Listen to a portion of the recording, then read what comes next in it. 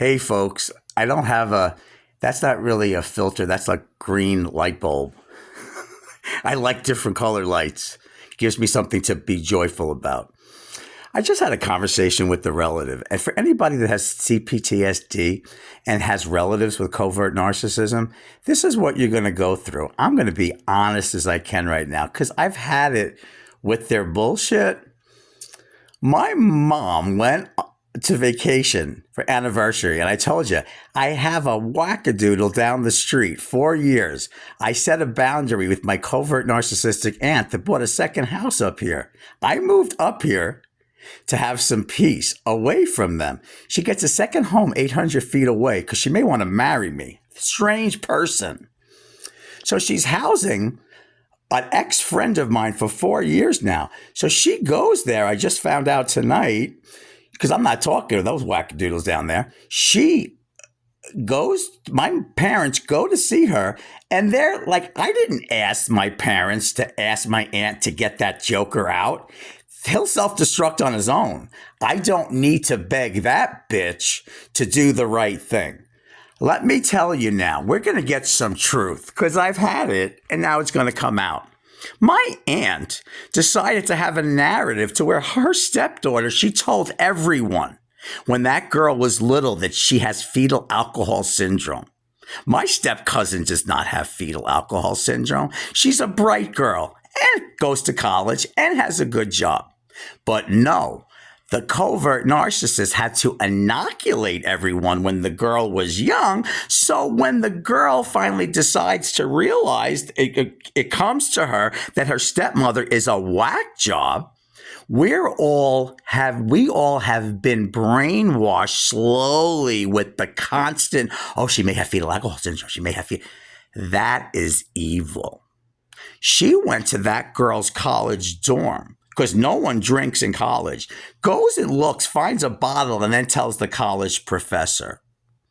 She is not a nice woman, and I am coming out with it now. Let her use the rest of her money to sue me. I don't care. Okay? I do not care.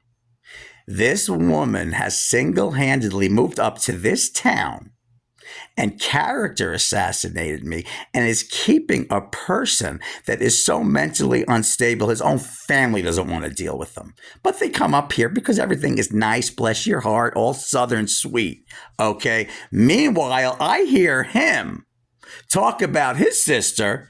Oh, she just wants that $5,000 back. And can you believe, Anthony, that she had the nerve to not come and drive to pick me up in Florida when he was living there? She had the nerve to send an Uber for me.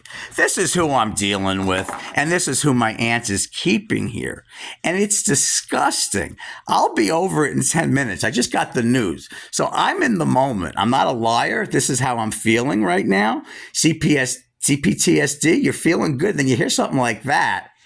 She's a weirdo. I am so tired of that nagging, weird, strange woman. And you want to hear this?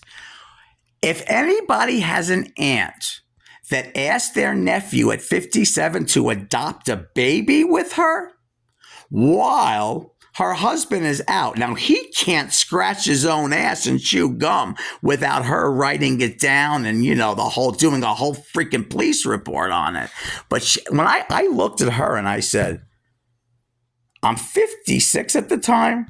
I'm going to adopt a baby with my aunt, and then we'll be going.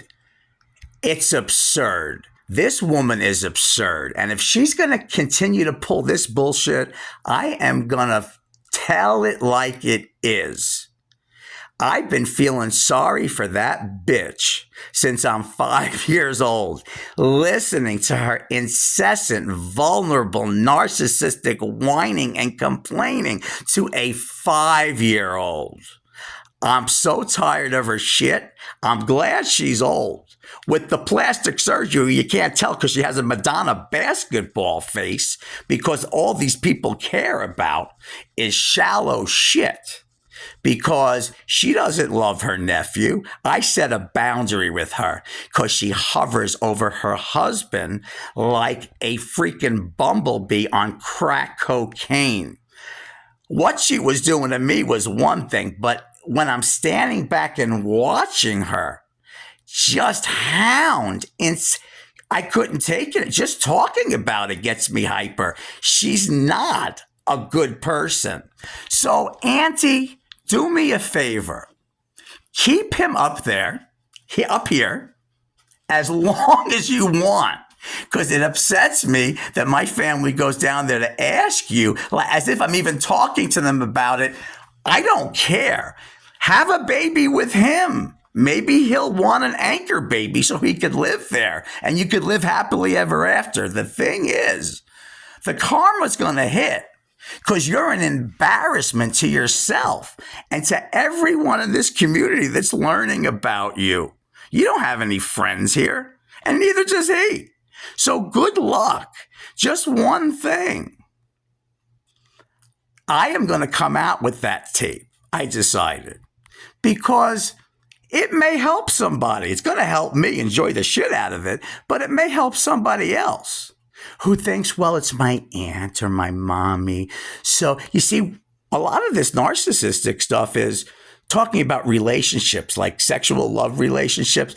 There is family stuff. I haven't seen anything about an aunt. An aunt is supposed to be like the cool mom. She's about as cool as a lump of shit at this point, okay? This woman has cried to me since a little boy. I was literally praying for both my aunts by the age of 6, okay? The amount of devotion, I used to sit in the den waiting for this psycho, okay, to come. I didn't know she was a wackadoodle when I was 5 and 6. And I didn't know she was when I moved up here because I only saw her for 2 weeks at a time on Christmas, busy decorating and trying to make her house look nice, okay? I didn't know what she was like until I came up here as an adult. Whoa, okay? So, Auntie, do yourself a favor, okay? Do yourself a favor. Look in the mirror for just one. No, actually, it's doing me a favor. Look in the mirror. Underneath that mask is a dark schizoid core. I've seen that dark schizoid core, okay? I've seen it, and it's nasty. But as a typical covert, you get real sweet and you talk like this, like a little girl. Oh. And then behind closed doors, you call me, you're a fucking art. You're nasty. You sound like the damn exorcist behind closed doors. So keep at it. You are an embarrassment to yourself. I see people looking at you and mocking you. Something's not right. And I felt sorry for you. My whole life I had empathy. And now I look at you and you're a vexation to my soul. That's what you are. You're a lying, narcissistic, evil, mean, phony. And I'm going to go the extra mile and say human. But you have no empathy. I've seen you. I've heard you say to me. I was helping a blind woman in Florida that she couldn't see, and her relatives were stealing money because she couldn't count it and see how much it was, a 20. I felt bad. And I'll never forget your face, anti-sanctimonious bitch. You looked at me and you said, just like this, you mean you help her? You don't make any money? You help her? Really? Really? Like almost I didn't know about covert narcissism, almost looking at me like I was the alien. So, Auntie, you think you have power by what you're doing? You're screwing yourself. This is the problem with the covert narcissists. You would rather spend every dime you had than to admit you were wrong. And let me tell you, Miss Botox Restylane face, you are in for the karmic results of all of this, which is going to go down, okay? You just hate my family and you can't stand your sister. You were jealous of her. That's all I heard my whole life. Your mother was so beautiful and I was the ugly. It was a constant. You are exhausting. You're embarrassing. You're overbearing, insufferably overbearing. And the day that I left, you're sorry, personality disordered, cray, big booty, was the best day of my life. Now remember, I'm not talking to my mom about what to do up here. That's your sister that you've gone against, who helped you and listened to your whining because she was the oldest, who helped you her whole life. Okay? And for that one sitting down there, that grifter who told me that dead parents are easier to get along with, that's your boy. So I wish you the best. And maybe you could have like a jelly baby with him or something, a KY jelly baby. I don't care. The thing is, that tape is coming out. I want people to hear what a covert narcissistic lying aunt does behind her nephew's back. Okay, Julie. Bye-bye.